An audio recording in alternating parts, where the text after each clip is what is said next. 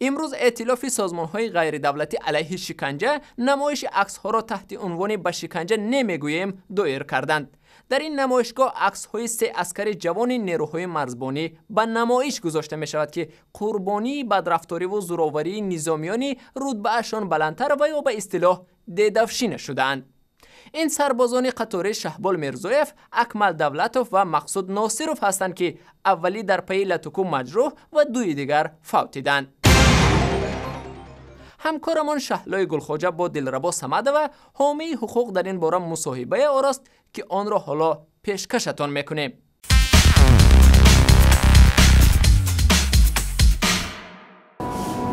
خب دلربا شما که با مسائل و سربازان لاتوکوب شده و قربانیان شکنجه کار میبرید، آیا تا کجا همین مسئله در ارتش تاجیک امروز وجود دارد؟ تکیه به نتیجه های مانیتورینگی که استاتساخشناسان جوان امپارو گذرانده بودند سال 2011-2012 ما گفته میتوانیم که در حقیقت لاتوکوب زوراوری در تمام ناحیه‌های جمهوری تاجیکستان قریب که در تمام قسم‌های حربی وجود دارند.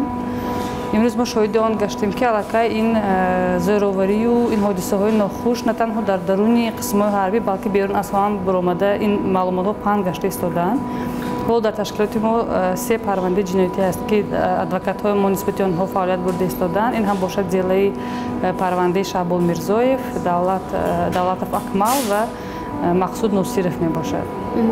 یعنی این آن حادثه می باشند که همین نمونه وحشی ترینی زوراوری در قسمت حربی را نشان میده. در دو تای این پرونده عسکران تا همین مرگ رسانده شده بود. در نتیجه زوراوری به مرگ رسیدن. خب مثلا به همین موضوع بخشیدن مثلا سنه امروزه ایده کی بود؟ اندیشه کی بود؟ امروز خودش این روزی بین الخلقی است. در تمام جهان جشن گرفته می شود. سال گذشته هم تشکیلاتی بیورو عاید به حقوق انسان و ولایت قانون گذرانده بود همین نمایشنامه. این سال ما تصمیم گرفتیم که 3 پرونده نوی عسکران رو داخل میکنیم و نمایشنامه را کمتر پرتر و وسیع‌تر میگذاریم.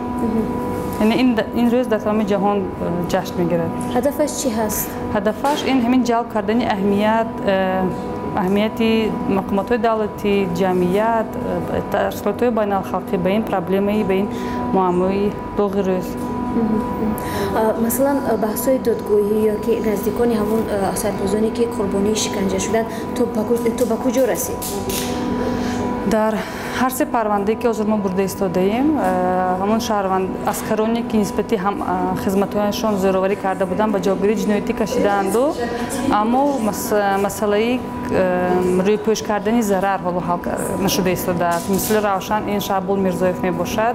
حالا وی اولی شهبال میرزویف میشن شهبال محتاج دستگیری مولوی برای بهتر کردن سلامتی خود می باشد، اما از طرف دولت از جمله از طرف قواهای سرحدی جمهوری تاجیکستان، قشن‌های سرحدی همین دستگیری مولی را ندیده ایستاده است. برای همین هم ما امروز تصمیم گرفتیم که از همین اشتراکچیان این نمایشگاه کمتر باشد هم مبلغ جمع کرده برای اولی شهبال میرزویف صرف کنیم. خب ما که میدونیم شما رهبری سازمان امپارو بودید و سال 2012 فعالیت این سازمان قطع کرده شد. حالا شما با چی کار مشغول هستید؟ در کدام سمت فعالیت دارید؟ بعدی برهند دادشونی از استاتساخشناسان جوان امپارو همون متخصصان، همون حقوقشناسانی که با خدمتچیان حربی کار میکردن، البته فعالیت خود را ما منع نکرده ایم. ما همچنین گروه تشبثکار، گروهی متخصصان امپارو فعالیت برده ایستادیم و اینچنین حقوقی خدمت رسانی رایگان برای همین عسکران و دعوتشوندگان اعضای عائله آنها میرسانیم.